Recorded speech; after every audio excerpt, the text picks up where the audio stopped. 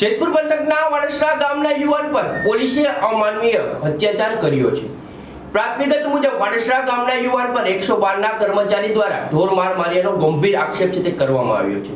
ઘટનાનું કારણ પીડિત યુવાનના જણાવ્યા મુજબ તેઓ નશાની હાલતમાં અંદરો-અંદર બોલાચાલી અને ગાળાગાળી કરતા હોવાથી કોઈ સ્થાનિકે 112માં ફોન કરી દીધો હતો અને ફરિયાદ મળતા 112ની ટીમ ઘટના સ્થળે પહોંચી અને કાયદેસરની કાર્યવાહી કરવાની બદલે કાયદો હાથમાં લઈને યુવાનને હાથમાં ટાયર પકડાવીને નિર્દયથી ફટકારવામાં આવ્યા હોવાનો યુવાને ઘટસ્ફોટ કર્યો છે। માત્ર રાકેશ જ નહીં, તેમની સાથે રહેલ રાહુલ ચાવડા અને ખીરસરાથી અન્ય 2 વ્યક્તિઓ શૈલેષ સુભાષ રેડ્ડી અને ઇબ્રાહિમ ઠેબા બંને રહે જૂનાગઢને પણ પોલીસે ટાયર પકડાવીને બેરહમથી માર માર્યો હોવાનો દાવો યુવાને કર્યો હતો।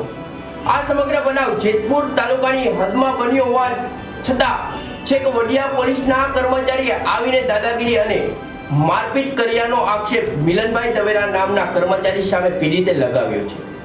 માર માર્યા બાદ 112ના કર્મચારીએ જેતપુર તાલુકા પોલીસને આ લોકોને પીધેલ હાલતમાં સોંપ્યા હતા। જેતપુર તાલુકા પોલીસ દ્વારા તમામ 4ને સારવાર અર્થે હોસ્પિટલમાં ખસેડવામાં આવ્યા હતા। જેતપુરની હદમાં વડિયા પોલીસનું ઓપરેશન અને ઢોર મારની ઘટનાથી ખાકી વર્દીની કામગીરી અને નિયમ પર અનેક સવાલો છે તે ઉઠવા પામ્યા છે।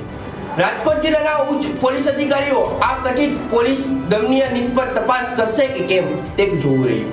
મારું નામ રાકેશભાઈ ધીરુભાઈ ખુમાણ, ગામ વાડસરા, જેતપુર તાલુકો, જિલ્લો રાજકોટ। શ્રી મિલનભાઈ દવેરા 112માં નોકરી કરે છે, વડિયા પોલીસ સ્ટેશનમાં।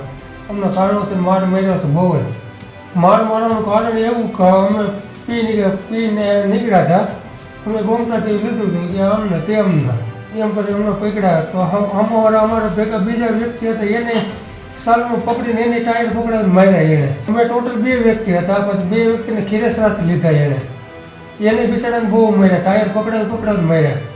એના હદ વિષયનો આપણે જેતપુરમાં આવો 112માં ફોન કર્યો।